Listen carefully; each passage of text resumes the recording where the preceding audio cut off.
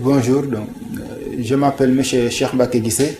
Je suis assistant en droit privé à l'Université Gaston Berger de Saint-Louis, enseignant associé aussi à l'Université virtuelle du Sénégal.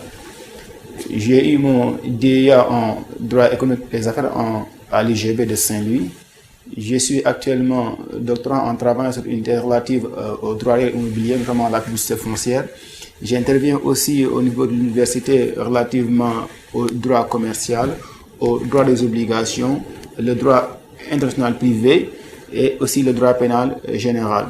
Par ailleurs, nous sommes aussi assistants au niveau de l'UVS, dans l'université dans laquelle nous sommes en train d'assister les étudiants au niveau du tutorat, notamment relativement à deux matières principales, le droit des personnes et de la famille et l'introduction à l'étude du droit.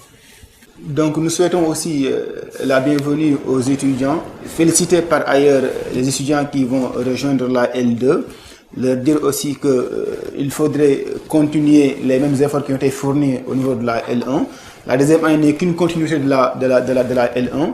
Nous vous félicitons et nous nous engageons aussi à vous accompagner pour que les succès puissent être connus à la fin de cette année-ci. Nous sommes là pour assister le professeur Amadou Diandiaye pour l'animation pédagogique de ce cours-là. Le cours va se présenter en deux axes. Donc nous allons d'abord présenter les objectifs généraux du cours et après nous en viendrons maintenant à la présentation du cours. Relativement aux objectifs généraux du cours, le cours de droit des obligations envisage ici les règles qui gouvernent la formation et l'exécution du droit des contrats.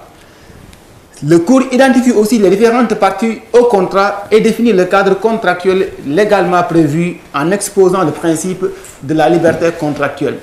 La conclusion du contrat implique aussi le respect des obligations souscrites conformément au principe de la force obligatoire du contrat. Ce qu'il faut dire à ce niveau-là, c'est que le cadre contractuel est régi par le COCC. Et à ce niveau-là, il convient de comprendre, comme l'a dit la présentation, ici, l'objectif principal, c'est de laisser les différentes parties de promouvoir les règles du contrat. À ce niveau-là, mis à part les règles classiques qui gouvernent le contrat, l'ensemble du contenu du contrat est réservé à la liberté contractuelle. Cela, nous le verrons lorsqu'on va aborder effectivement la présentation du contrat. Quand on envisage la présentation du cours, il faut partir de trois axes. Il faut parler de la formation du contrat, la sanction du contrat irrégulier et enfin les effets du contrat.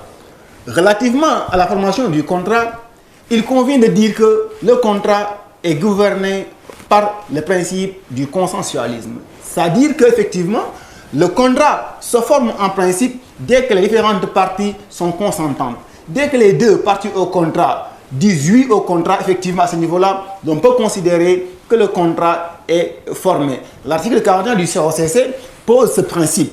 Ce principe-là gouverne l'ensemble du droit des contrats. Les parties n'ont pas besoin d'autres formalités en principe pour que leur contrat puisse être formé. À ce niveau-là, il faut dire donc que l'essentiel des conventions est laissé à la libre appréciation des parties. Mais, il faut le dire aussi, cette liberté-là, ce consensualisme-là aussi a des limites. Les limites veut dire effectivement qu'on ne peut pas aussi laisser aux parties la liberté de conclure n'importe quel type de contrat ou de donner à leur contrat n'importe quel contenu. C'est pourquoi on a deux principales limites. Il y a ce qu'on appelle l'ordre public et les bonnes mœurs. Il y a aussi le formalisme qui encadre certains contrats. L'ordre public et les bonnes mœurs, effectivement, cela veut dire que les parties doivent respecter la moralité publique. Les parties doivent respecter les principes qui gouvernent l'orientation sociale. Les parties aussi doivent respecter certaines contraintes légales qui sont posées souvent par les règles juridiques. Lorsque la loi prévoit que tel type de contrat doit respecter telle formalité, à ce niveau-là, mis à part le consentement des parties, celles-ci aussi doivent respecter ce qu'on appelle un formalisme. Ce formalisme-là peut être de deux ordres. Il peut s'agir d'un formalisme de validité, il peut aussi s'agir d'un formalisme de preuve.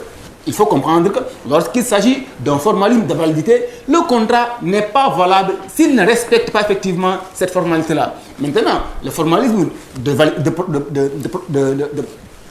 de preuve qu'on appelle souvent une formalité ad probationem n'est admise que pour l'efficacité du contrat. C'est pourquoi on fait la distinction entre les formalités ad validitatem et les formalités ad probationem qui sont juste des formalités effectivement d'efficacité du contrat. Le contrat aussi est gouverné par ce qu'on appelle des conditions. L'article 47 du COCC pose en principe ces conditions-là en les citant. Il s'agit du consentement, de la capacité, de l'objet et de la cause. Effectivement, on ne peut pas imaginer qu'une partie s'engage dans un contrat sans pour autant donner son consentement. Ce consentement-là aussi doit respecter certains principes. Ce consentement doit être intègre. Il doit être effectivement donné sans violence.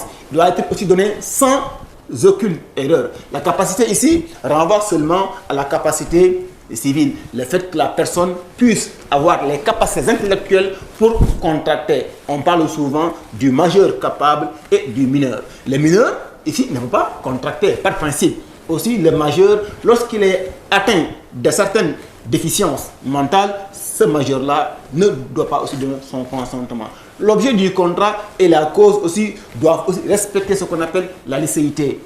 Il faut que le contrat entre dans l'un des cadres définis par le droit. Il faut aussi qu'effectivement la cause du contrat soit aussi une cause juste.